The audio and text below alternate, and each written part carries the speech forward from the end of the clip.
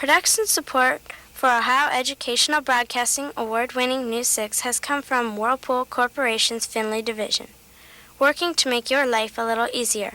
Additional support has come from the Northwest Ohio Educational Technology Foundation and from this public television station. Hi, I'm George. And I'm Chrissy. We're a couple of Boondale Bears from Elmwood Middle School. Here's what you'll be seeing on News 6 today. Some high-flying rockets, some homemade teddy bears, and a town sorehead.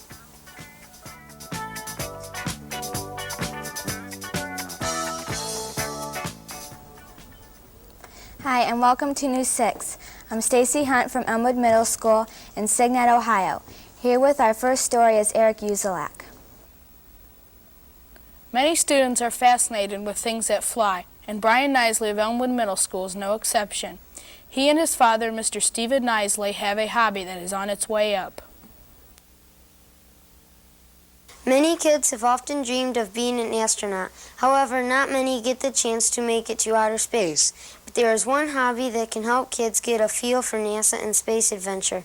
This hobby is model rocketry. Brian Nisley, a sixth grader here at Elmwood Middle School, and his father are model rocket builders and launchers. Brian's father has been working with rockets since he was 14. Why did you start building and flying model rockets? Well, a friend of mine introduced me to them and showed me his, and we launched him out at the farm, and looked like a lot of fun, so I bought and built my first two. Where do you get your rockets? Well, you can get them at most any hobby center. We order quite a few out of catalog through the mail, and delivery isn't bad. When building a rocket, Brian says there are a number of important steps that need to be completed to ensure a successful liftoff. First, he showed us how to assemble the quick-release engine mount in the body of the rocket. Next, Brian showed us how the payload section is assembled, including the construction of the nose cone. Then he showed us assembly of the parachute and its shroud lines. What do you use to power your rockets? It's a solid fuel engine that there's nothing to mix. They're pre-packaged. You just insert them into the rocket and they're ignited electrically then. So if you like outer space and rockets, model rocketry just might be the hobby you're looking for.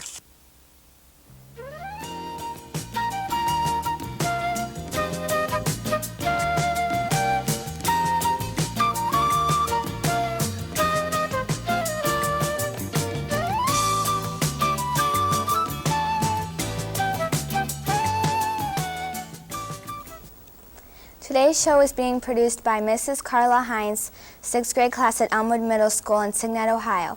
Cygnet is located about 12 miles north of Findlay. The town was founded in 1889 and has a current population of about 630. Wayne is a town in Elmwood District located northeast of Cygnet.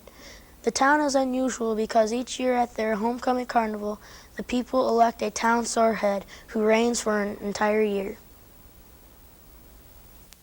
Welcome to Wayne, Ohio, the home of 948 nice people and one sorehead. What exactly is a sorehead? Well, here in Wayne, it's Bill Smith, the owner of Wayne Sunoco Station. Mr. Smith really isn't a sorehead, though. All of the kids really like him. They can't wait to see him or his sign. Mr. Smith, was it a surprise to be picked as the town's sorehead? Not really, as it's the second time. Starting in 1958, the election of Wayne's sorehead has been a hotly contested issue each summer at the town's homecoming carnival. The very first lucky person to be elected sorehead was Dusty Whitman. As a matter of fact, this is Mr. Smith's second time around as the local sorehead.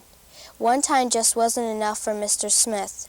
His reign will last only a few more months until the next homecoming festival this summer. Then the title will be gratefully accepted by another one of Wayne's fine citizens. Mr. Smith, was it a surprise to be picked as the town's sorehead? Well, it was a surprise to me, but I was happy to be elected. I was excited to see the town grow.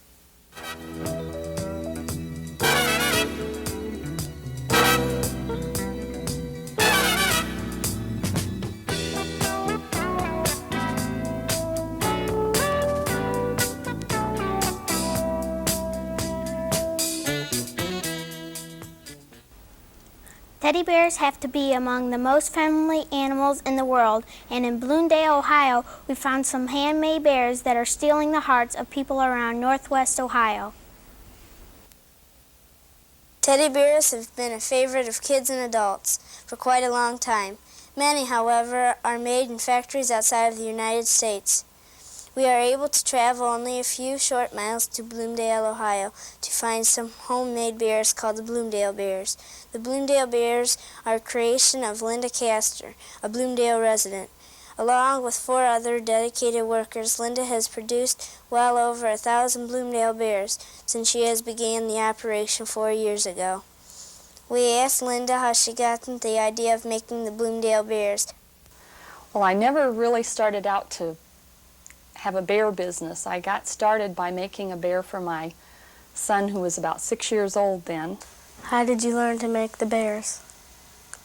I just practiced and I tried different things, and for instance, I started out, they didn't have belly buttons, and slowly but surely I messed around with the fur and everything and some different ideas, and they all have belly buttons and they all have mouths. How many different kinds of bears do you have? I like to think that they're all different, but I have about 4 kinds of bears. How many bears have you sold? Oh, goodness. Over 1,000 at this point. Those are the bears that are named and numbered. Some of the ones you see up here they're not named or numbered yet, so they fall into that. I just don't know exactly how many we've made yet. So. Where do you get the materials for the bears?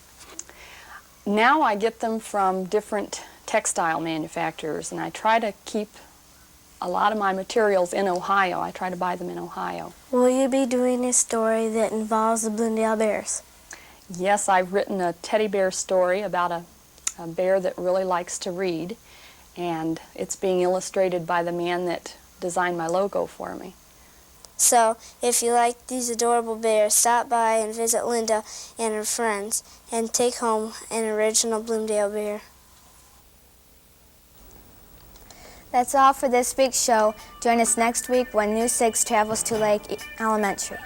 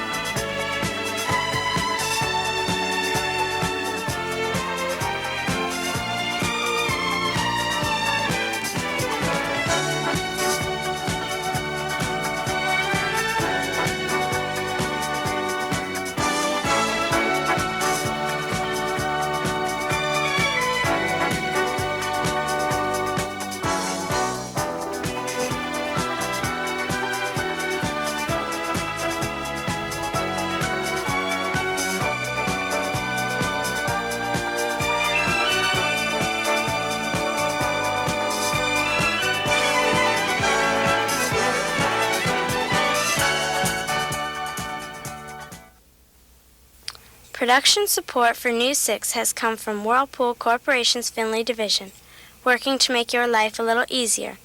Additional support has come from the Northwest Ohio Educational Technology Foundation and from this public television station.